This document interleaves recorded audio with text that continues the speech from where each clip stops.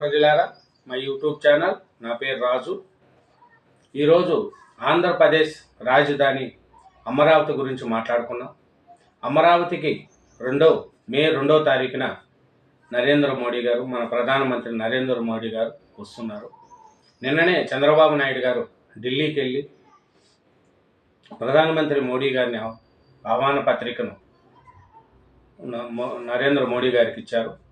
అమరావతిలో 2వ తారీఖున పనులు పునరుద్ధరణ ప్రారంభానికి రాండి అని ప్రధాని మోడీకి చంద్రబాబు ఆహ్వానం ఇచ్చారు. దానికి మోడీ గారు అంగీకరించారు. ఢిల్లీలో గంటసేపు చర్చలు చేసినాయి. ప్రపంచ స్థాయి రాజధానికి ప్రధాని సూచనలు కూడా కొన్ని ఇచ్చారు. అక్కడ పచ్చదనానికి అధిక ప్రాధాన్యత ఇవ్వండి,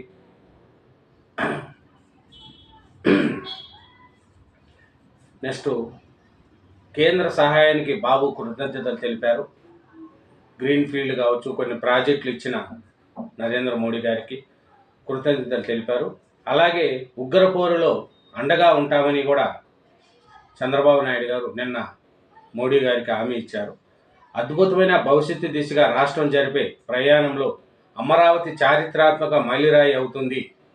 ఈ ప్రత్యేక ఘట్టాన్ని ప్రారంభించేందుకు రాష్ట్ర అభివృద్ధిలో కొత్త అధ్యయనాన్ని లిఖించడానికి అమరావతికి రావాలని ప్రధాని మోడీని ఆహ్వానించారు.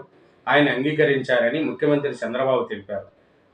ప్రపంచ స్థాయి రాజధాని నిర్మాణానికి ఆయన పలు సూచనలు కూడా చేశారని చంద్రబాబు నాయుడు గారు వెల్లడించారు. దీనికి ప్రధానమంత్రి గారు మోడీ గారు 2వ తారీఖున 4 గంటలకు అమరావతికి వస్తున్నారు. అక్కడ ఎయిర్పోర్ట్లు అన్ని పద్ధతులు కూడా చేసి పెట్టారు. అమరావతిలో నరేంద్ర మోడీ గారు వచ్చే దాని కార్యక్రమాలన్నీ ఇప్పుడే ఒకటొకటే కంప్లీట్ చేసుకుంటున్నారు. బందోబస్తు ఏర్పాటు చేశారు. ప్రధానమంత్రి గారు అమరావతికి రావడం, ఏం చేస్తాడు, ఏం హామీలు ఇస్తాడు, అమరావతికి ఏం డెవలప్ కోసం ఇస్తాడు అని చాలామంది ఎదురు చూస్తున్నారు. ఇంతకుముందు కూడా మట్టి నీళ్లు తెచ్చుకొచ్చి ఇచ్చిపోయాడు. ఈసారైనా ఆంధ్రప్రదేశ్కి ఏమన్నా చేస్తాడా అంటే ఇప్పటికే చాలా చేశాడు. 30,000 కోట్లు అమరావతి డెవలప్మెంట్ కోసం అమౌంట్ నిధులు సమకూర్చి ఇచ్చాడు. అలాగే రైల్వే జోను, అమరావతికి ఏమి కావాలంటే అది ప్రతి ఒక్కటి నరేంద్ర మోడీ గారు అమరావతి కోసం హెల్ప్ చేస్తున్నారు. ఇట్లాంటి అమరావతి ఏమైంది, దీని పరిస్థితి ఏమి, ఎందుకు అమరావతి 2014 నుంచి 19 వరకు చంద్రబాబు నాయుడు గారు సీఎం అయిన తర్వాత మనకు తెలిసి ఉంటుంది. అసెంబ్లీ భవనాలు, సెక్రటరియట్, అక్కడ ఉండే నివాసం ఉండడానికి అధికారులకు తాత్కాలిక భవనాలు కట్టి ఆంధ్రప్రదేశ్ అమరావతి అని పేరు పెట్టి డెవలప్మెంట్ కోసం చంద్రబాబు నాయుడు చాలా కష్టపడినాడు, చేశాడు. రోడ్లు వేశాడు, ఆ ఏరియా మొత్తం డెవలప్ చేశాడు. మొత్తం గ్రామాలు చంద్రబాబు నాయుడు గారిని నమ్మి 30,000 ఎకరాల భూమి ఇచ్చి చంద్రబాబు నాయుడు గారు ఒక మనిషి మీద నమ్మకంతో ఇచ్చాడు. తర్వాత 2019లో జగన్మోహన్ రెడ్డి గారు ఒక ఛాన్స్ అంటూ జగన్మోహన్ రెడ్డి గారు వచ్చిన తర్వాత ఆంధ్రప్రదేశ్ రాజధాని అంటూ లేక 3 ముక్కలాట జరిగింది. ఆ 3 ముక్కలాటలో అమరావతి పరిస్థితి ఏమి అనేది చూద్దాం. బ్రిటిష్ వలస రాజ్యాల కాలం నాటికి అమరావతి ఒక చిన్న పట్టణంగా మారింది. 18 మరియు 19వ శతాబ్దములతో కాలిన్ మైకాంజ్, సర్ వాల్టర్ ఎలియట్ మరియు అలెగ్జాండరియా వంటి సర్వేర్లు, మన పునరావాస శాస్త్రవేత్తల తవ్వకాలు జరిపిన పురాతన కళాఖండాలు మరియు శాసనాలను వెలికితీసి అమరావతి ప్రత్యేక వారసత్వాన్ని హైలైట్ చేశారు. 2014లో రాష్ట్ర విభజన తర్వాత ఆంధ్రప్రదేశ్ కొత్త రాజధానిగా టీడీపీ అమరావతిని ప్రతిపాదించింది. దీని ఫలితంగా తెలంగాణ రాష్ట్రం ఏర్పడింది మరియు ఆంధ్రప్రదేశ్ రాజధాని లేకుండా పోయింది. ప్రారంభంలో 10 సంవత్సరాల పరివర్తన కాలం పాటు హైదరాబాదు, తెలంగాణ మరియు ఆంధ్రప్రదేశ్ రెండింటికి ఉమ్మడి రాజధానిగా పనిచేసింది. కానీ ఆంధ్రప్రదేశ్కు కొత్త పరిపాలన కేంద్రం అవసరం. అమరావతికి కేంద్ర స్థానం మరియు పట్టణాభివృద్ధికి అవకాశం ఉన్నందున దీన్ని ఎంపిక చేశారు. ఈ ప్రాజెక్టు ప్రారంభ దశలో ఘనమైన భూసేకరణ మరియు కీలకమైన మౌలిక సదుపాయాలు ప్రాజెక్టుకు ప్రారంభమైనాయి. చూడండి, ఆంధ్ర రాష్ట్రం తెలంగాణ ఆంధ్ర ఇడిపిన తర్వాత 2014లో చంద్రబాబు నాయుడు గారు సీఎం అయిన తర్వాత అమరావతిని రాజధానిగా ఏర్పరిచారు. అప్పుడు జగన్మోహన్ రెడ్డి గారు కూడా అసెంబ్లీలో అమరావతి రాజధాని అని సపోర్ట్ చేశాడు. తర్వాత ఉమ్మడిగా 10 ఏళ్ళు హైదరాబాద్ ఉన్నా కూడా ఆంధ్రప్రదేశ్ డెవలప్మెంట్ చెందాలి, మనం ఇక్కడ రాజధాని చేస్తే ఈ ఏరియా ప్రాంతం డెవలప్ అవుతుంది, అక్కడ ప్రాంతం డెవలప్మెంట్ కాదని చంద్రబాబు నాయుడు గారు ముందు చూపుతో అక్కడ పోయి అమరావతిని రాజధానిగా చేసుకొని అక్కడ సచివాలయం కానీ సెక్రటరియట్లు కానీ గవర్నర్ కోసం బంగ్లా కానీ అన్నీ చేసి పెట్టారు. అయితే 2019లో టీడీపీ అధికారాన్ని కోల్పోయినప్పుడు రాజకీయ దృశ్యం మారిపోయింది. వైఎస్ఆర్ కాంగ్రెస్ పార్టీ 3 రాజధానుల నమూనాను ప్రతిపాదించింది.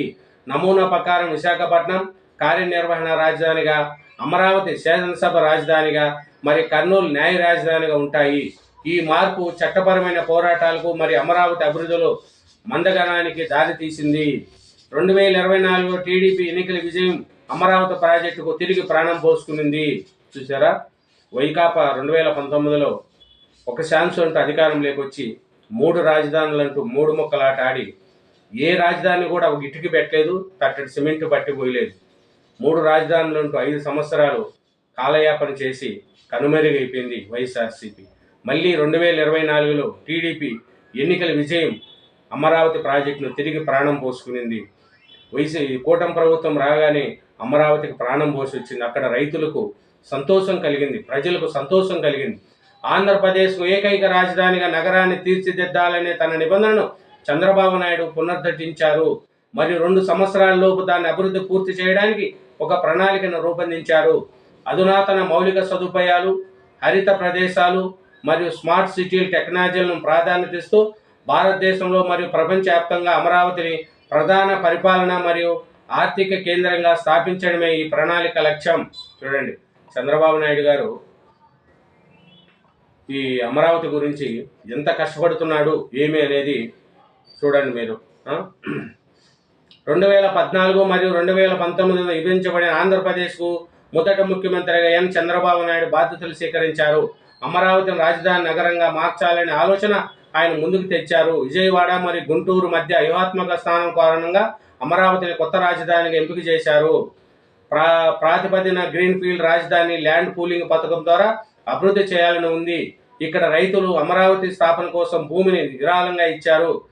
చంద్రబాబు నాయుడు ముఖ్యమంత్రిగా చివరి పదవీ కాలంలో వేలాది మంది రైతులు ఈ పథకానికి విరాళాలు అందించారు. 2015లో చంద్రబాబు నాయుడు గారు అమరావతి రాజధానికి శంకుస్థాపన చేశారు. మరియు 2019లో అదే ప్రాంతంలో శాశ్వత సచివాలయానికి శంకుస్థాపన చేశారు.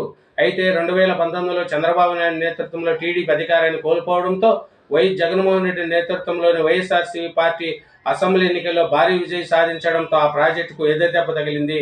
బాధ్యతలు స్వీకరించిన కొద్ది కాలానికి జగన్ ఆంధ్రప్రదేశ్కు 3 రాజధానులు ప్రణాళికను ఆవిష్కరించారు. విశాఖపట్నం పరిపాలన రాజధాని, అమరావతి శాసనసభ రాజధాని, మరి కర్నూలు న్యాయ రాజధానిగా. 3 రాజధానుల ప్రణాళిక చట్టబద్ధన అడ్డంకిని ఎదుర్కొంది. మరియు ఫలితంగా ఆంధ్రప్రదేశ్ 2024 వరకు ఎటువంటి మూలధనము లేకుండా కొనసాగింది. చూసావా, 3 రాజధానులు అంటూ 5 సంవత్సరాలు నాశనం చేసిన వైసీపీ ప్రభుత్వం జగన్మోహన్ రెడ్డి గారికి ఇంకన్నా మానవత్వం కలిగి అమరావతి డెవలప్మెంట్ అవుతుంటే సహాయం చేయాలి, మీ వంతు సహాయం మీరు చేయండి, ఆంధ్రప్రదేశ్కు ఒక రాజధాని అంటూ కావాలని ప్రజలు కోరుకుంటున్నారు. కాబట్టి ఇప్పుడు పైన మీరు లేనిపోని సాక్షి పేపర్లో రాసి అవినీతి అసెంబ్లీలు అమరావతిలో ఇట్లవుతుంది అట్లవుతుంది అని చేయించుకోవడం ఇది చాలా మంచిది కాదు. జూన్ 2, 2024న పూర్వ ఆంధ్రప్రదేశ్ విభజన జరిగి 10 ఏళ్లు పూర్తి కావడంతో హైదరాబాదు, తెలంగాణ మరియు ఆంధ్రప్రదేశ్లో ఉమ్మడి రాజధానిగా నిలిచిపోయింది. చూడు, 2024లో ఆంధ్రప్రదేశ్ మున్సిపల్ అడ్మినిస్ట్రేటివ్ మంత్రి పి నారాయణ రాజధాని నగరం అమరావతి అభివృద్ధిని 2.5 సంవత్సరాల్లో పూర్తి చేస్తామని ప్రకటించారు. అమరావతి ప్రపంచవ్యాప్తంగా ఉన్న మొదటి 5 రాజధాని నగరాల్లో ఒకటిగా చేయాలని లక్ష్యంగా పెట్టుకున్నామని, లక్ష్యాన్ని ఛేదించడానికి గతంలో ప్రణాళికలు అమలు చేస్తున్నామని నారాయణ పేర్కొన్నారు. ఈ అభివృద్ధిలో సింగపూర్ ప్రభుత్వంతో సహకారం ఉంటుందని, ముఖ్యంగా అన్ని జిల్లాలకు ఆర్థికంగా ప్రయోజనం చేకూర్చేలా నగరాన్ని రూపొందించడం అవసరమని మంత్రి హైలైట్ చేశారు. 2015లో అప్పటి రాష్ట్ర పరిపాలన అధికారులు అమరావతి ఉత్తమ డిజైన్ ఆలోచనలు సేకరించి ప్రయత్నములు సింగపూర్, చైనా, జపాన్, రష్యా మరియు మలేషియా వంటి దేశాలు సందర్శించారు. చూడండి, ఇది అమరావతి డెవలప్మెంట్ కావడానికి కారకులు ఎవరు, నాశనం కావడానికి కారకులు ఎవరు, మీరే ఆలోచించాలి. Thank you very much. నా ఛానల్ను ఇంతవరకు సబ్స్క్రైబ్ చేయని వాళ్ళు సబ్స్క్రైబ్ చేయండి, నా వీడియోని లైక్ చేయండి.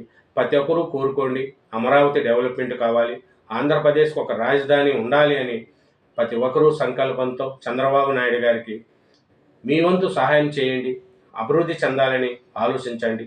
Thank you very much.